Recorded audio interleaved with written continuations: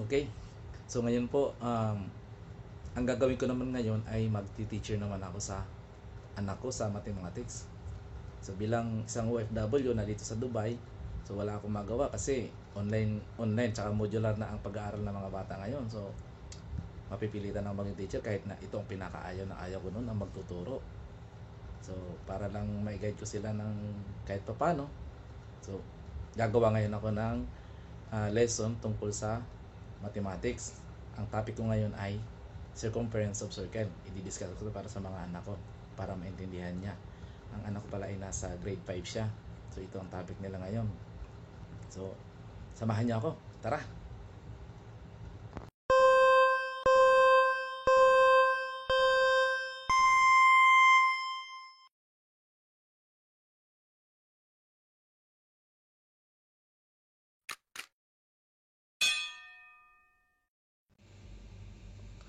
Okay kids, so ang i-discuss po natin ngayon ay tungkol sa circumference of circle o ang kabilugan ng circle.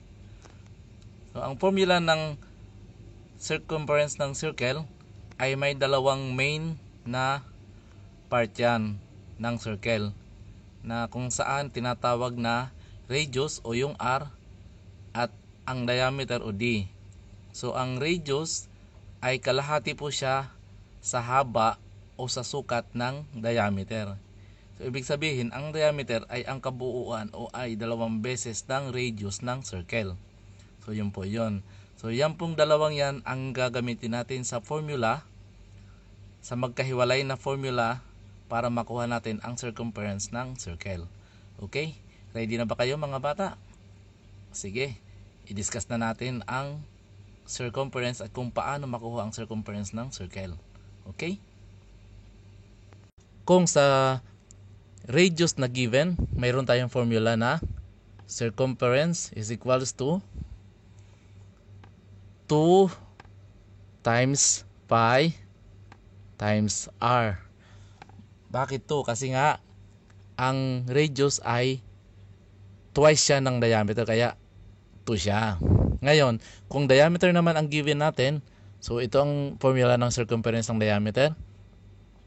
C or circumference is equals to pi times diameter. Yan. So, magbibigay pa tayo ng example ngayon. Magbibigay tayo ng example para sa given na radius at magbibigay din tayo ng example para sa given na diameter. So, ready na ba kayo, kids? Okay, let's go. Okay, kids. So, example tayo. Doon muna tayo sa formula ng radius ang given. So, halimbawa, ang radius ng circle ay 5.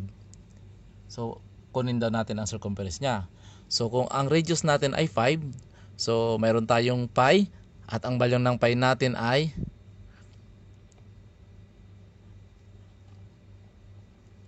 3.14. Okay. Ngayon, gagamitin natin yung formula na to. Isa-substitute natin ang value ng pi at saka ng radius. So, kung ito ang formula ng circumference, C is equals to 2 times pi times radius. So, ang value ng radius ilalagay natin dito at ang value ng pi ilalagay natin dito. So, ganito mangyayari niyan. C is equals to 2 times 3.14 na value ng pi at saka yung value ng r times 5. Okay. Ngayon, i-multiply muna natin yung 2 at saka ang 3.14 bago natin i-multiply yung huli, yung radius. So, C is equals to compute muna natin yung yung 2 times 3.14. So 3.14 times 2. Okay. So 2 times 4 8. 2 times 1 2. 2 times 3 is 6. So dito po sa expression na to, mayroon po tayong dalawang decimal point. Ang 3.14 na ang decimal point natin ay 1 at saka 4.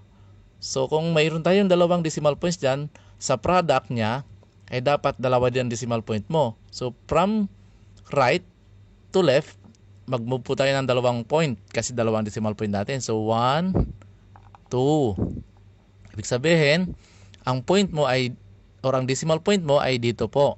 So ang sagot sa 3.14 times 2 is 6.28. So ilalagay natin dito yan. 6.28 times, or i-multiply natin ang natitirang radius na ang value ay 5. So times 5. Okay. Ngayon, 6.28 times 5. Okay. So 5 times 8, 40. So 0 dito. Carry 4 dun sa susunod na i-multiply mo, 2. So 5 times 2, 10 plus 4 is 14. So 4 dito. Ang 1, i-carry mo dito yung carry over ang 1 sa 6. So 5 times 6, 30 plus 1, 31. Ngayon, dito sa operation na to or sa expression na to, meron ulit tayo dalawang decimal point. So kung dalawang decimal point natin sa product, dapat dalawa din decimal point natin. So move tayo ng dalawang place from right to left dahil dalawa ang decimal point natin. So from here, 1, 2. So dito ang decimal point natin. So ibig sabihin, sa 6.28 times 5, ang sagot po natin dyan, ang product po ay 31.40. So ito ang circumference niya.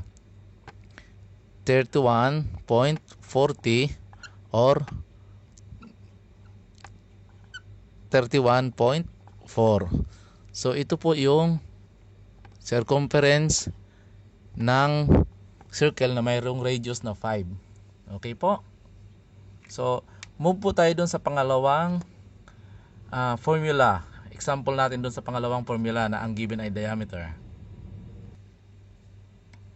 Okay po. So dito naman tayo sa pangalawang example. Ang formula na ang given ay diameter. So ito yung formula na gagamitin natin. Kasi ang given ay diameter. So C is equals to pi times diameter. Okay. So ito ang ating diameter, 10 ang given. Tapos mayroon tayong pi na ang value ay, ang pi natin ay 3.14. Okay. Ngayon, gagamitin natin ang formula na to. Isa-substitute natin ang value ng pi at saka ang value ng diameter dito sa formula na to. So ganito yan. Circumference or C is equals to pi times diameter. Okay. So circumference is equals to, ang value ng pi natin is 3.14. 3.14 times ang value ng diameter natin ay 10. Okay. So i-multiply natin siya. 3.14 times 10. Okay. 3.14 times 10. Okay. So ang una natin i-multiply ay 0. So 0 times 4, 0, 0 times 1, 0, and 0 times 3, 0. At tapos i-multiply naman natin yung 1. So 1 times 4, 4. 1 times 1 is 1. 1 times 3 is 3. Okay, now i-add na natin sila. So bring down 0. So 0 plus 4 is 4. 0 plus 1 is 1. And bring down 3. So since dito sa operation na to or dito sa expression na to, dalawa ulit ang ating decimal point. So kailangan dito sa product na to, dapat dalawa din ang decimal point natin. So from right to left, move po tayo ng dalawang beses. 1, 2. So dito po ulit ang position ng ating decimal point. So ibig sabihin, ang circumference ng diameter na 10 ay 31.4.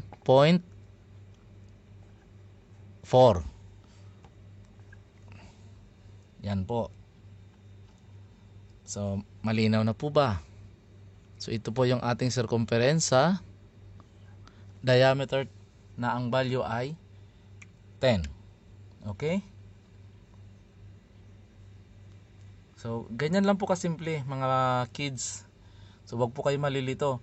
Basta tatandaan po natin palagi na ang value ng ating pi ay di nagbabago yan. Laging 3.14 yan. Yan po ang laging tatandaan natin. Ito, 3.14 palagi yan. Yan ang value ng ating pi. Okay? So, good luck mga kids. Kaya nyo yan.